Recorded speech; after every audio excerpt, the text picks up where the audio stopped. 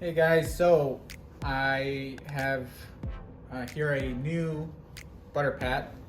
It is actually the Joan ButterPat Skillet, and I ordered this a while ago. ButterPat does take a while because everything that they do is handmade pretty much. They hand pour their cast iron, they hand sand it, they hand season it. So a lot of labor goes into this, and I know that it takes time to make one of these. And on their letter itself, it actually says that about 40 people work on a skillet itself. So like I said, there's people grinding, there's people, sanding, polishing, checking for whatever defects there might be. But anyway, guys, we're gonna jump in right away. This is the Joan. This is essentially their 12-inch model.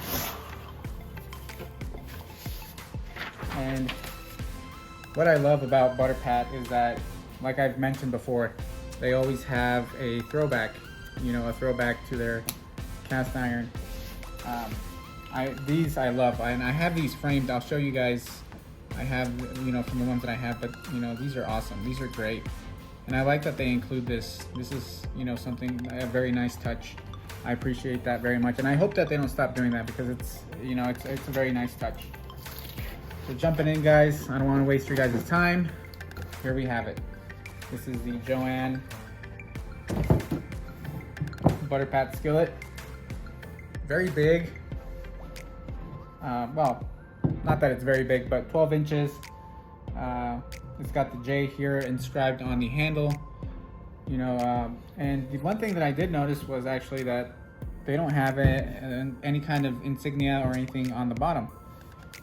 What I do like about ButterPat is that they also include, this hand-etched, done model number and maybe the year that it was made.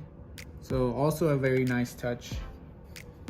That is very, very appreciated. And like I said, guys, I mean, yes, it's a heavy skillet considering the size. It's a heavy skillet, but the reason the weight is, where the weight is coming from is their bottom piece. Their bottom part has a lip, which adds, it adds a good amount of casting, the iron on the bottom. And I think that's the most important thing. You need a lot of, a good amount of cast iron in this, just so that it won't warp or you won't have issues. And one thing about ButterPat is that I can crank up the heat without being worried about it, getting damaged or things like that. Like I'm gonna be honest with you guys, with the Field, with Lancaster, just with the thinner, even actually the Black Lock.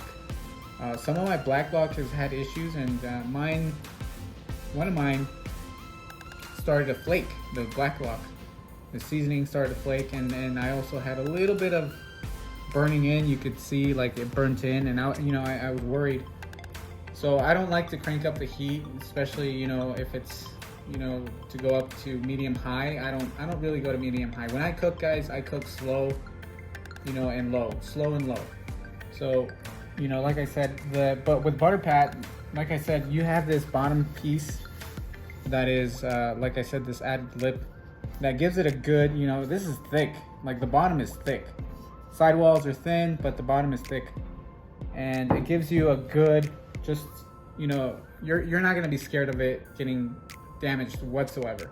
Like nothing's gonna happen to this, guys. I'm gonna be honest. It's kind of like a Finex. A Finex, I don't worry about the Finex either. That thing is thick and it's robust. Same thing with this one, and that's what I love about it, is that we got the thin side walls, smooth, and it's got a thick bottom, like I said, and it works out great. And it's a great way to do cast iron, for me at least, in my opinion. Thin sidewalls is great, and the bottom, obviously, that's where you're gonna get most of your heat. That's where you need, a good amount of cast iron, so you don't get any warping or any issues at all. So, like I said, this is a brand new skillet. You can tell it's very lightly seasoned. One thing that I did notice about mine is that it has kind of a, not that it's a defect, but it almost looks like it's stained. I don't know if you guys can see it that well on the handle. Another thing that I noticed is that on this, the handle looks like it ever so slightly goes upward. So it sits flat and then this goes upward a little. I don't know if it's design or if it's something that mine might have an issue with, but I like it actually, to be honest with you guys. The fact that it kind of has that angle, I'm sure ButterPat, you know, designed it that way, where you get that angle, because if you get a good grip right here, you know, right where I mentioned where you can pretty much, here you get a good grip, it's easy to pick up, it's ergonomical, just the design of it is ergonomical, where same thing with Finex, theirs goes up, it's not flat, so you get a good, you know, when you pick it up, it doesn't feel as heavy as it is. But you know, with the helper handle, I mean, you can move this thing around. You know, it is lighter than a Lodge around the same size. So a Lodge this size, this one is slightly lighter than that. And like I said, just overall very nice design, very good looking skillet, guys. I love it a lot. ButterPat is my favorite. I'm gonna be honest, guys. ButterPat is my favorite. I know I say I have a lot of favorites, but out of all of them, ButterPat, and then they all have, you know, they're like, Finex is great for searing meat. Smithy is just robust as well. I mean, but that one's heavy, guys. That one's just really, really heavy. You know, Smithy this size, a 12-inch, that thing is, it's heavy. This one's lighter compared to that one. But yeah, guys, quick look.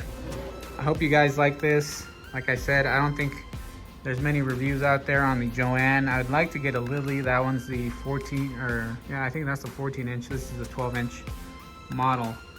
And like I said, you know, very good looking skillet. And like I said, you can see it here where it kind of ever so slightly goes and flares up a little on the handle, but beautiful skillet. Anyway, guys, I'll post some videos of cooking. I'll do an egg test just for the heck of it. And anyway, thank you guys for watching. I appreciate your time.